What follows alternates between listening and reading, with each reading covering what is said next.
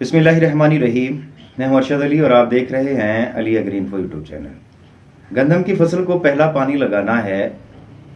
Perfect time का तयन कैसे करें, इस टाइम पे डाली जाने वाली खादों का इंतखाब कैसे करें और पौधे पे वो परफेक्ट मरहला कौन सा है जब आप पौधे को अपनी मर्जी से अपनी ख्वाहिश के मुताबिक परफॉर्म करवा सकते हैं।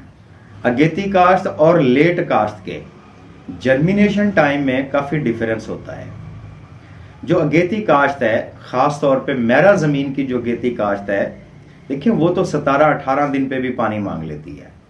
लेकिन लेट काश्त में आम तौर पे 21-22 दिन का अगर हम टाइम देखें तो पौधे बामुश्किल 2 पत्ते बना पाते हैं।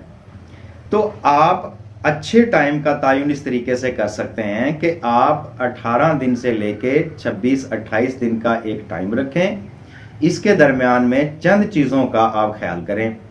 तो पहले नंबर पे आपने देखना है कि आपके पौधे के 4 पत्ते कंप्लीट हो चुके हैं तो आप पानी की तैयारी करें।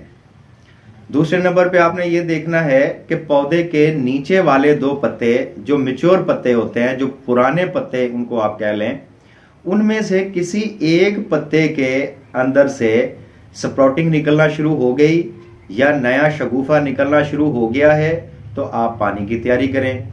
क्योंकि 4 पत्ते कंप्लीट होने के बाद गंदम का पौधा पहला शगुफा निकालता है और 5वां पत्ता उसके बाद निकलता है। तीसरे नंबर पे आप एक पौधा उखाड़ के देख लें।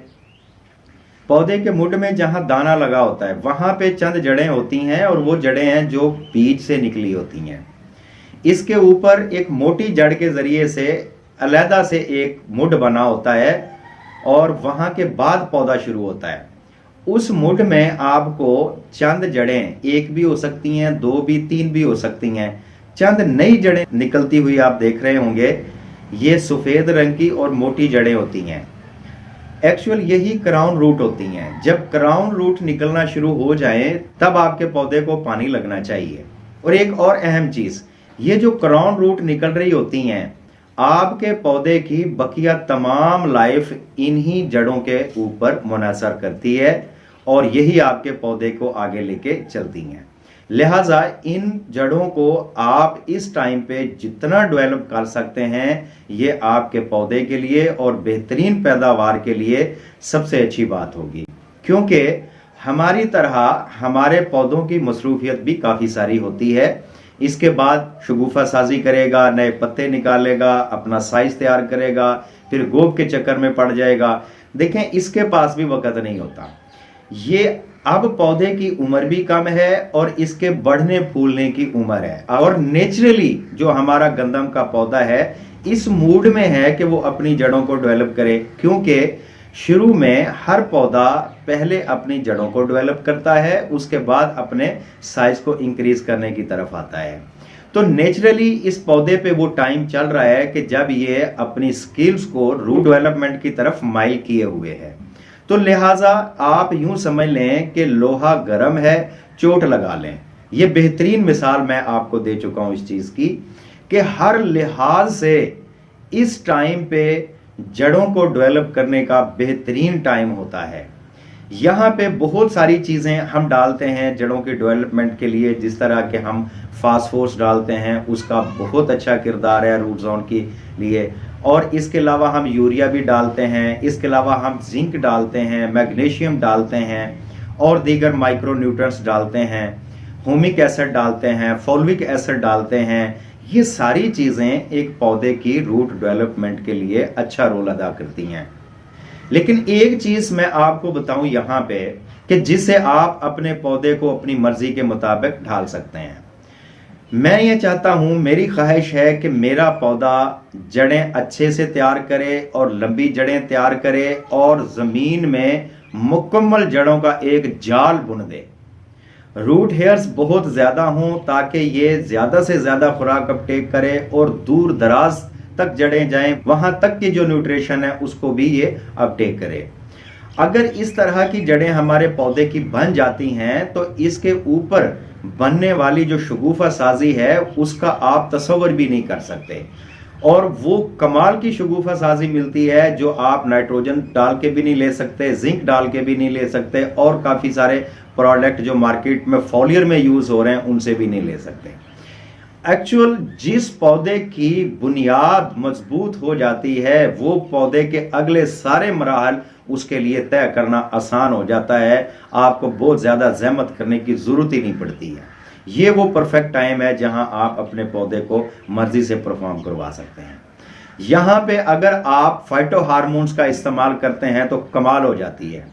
आप ऑक्सीजन इस्तेमाल करें, ऑक्सीजन क्या करता है और आपके पौधे की जड़ को टिप से आगे बढ़ाना शुरू कर देता है। आप यूं समझ लें जैसे रबड़ को खींच के लंबा करते हैं, तो ये बहुत अच्छा काम करता है जड़ों के लिए। इसके अलावा IBA ये ऑक्सीजन की ही फैमिली का एक हार्मोन है और ये स्पेशल रूटिंग के लिए होता है। ये तो जो नर्सरी बान कलमकारी करते हैं, देखें कल में टहनियां होती हैं, ये वो हार्मोन्स होता है जो टहनियों में भी जड़ें निकालने की ताकत डाल देता है। और ऑलरेडी जिस पौधे की जड़ें निकल रही होती हैं उनको तो कमाल के साथ ये डेवलप करता है।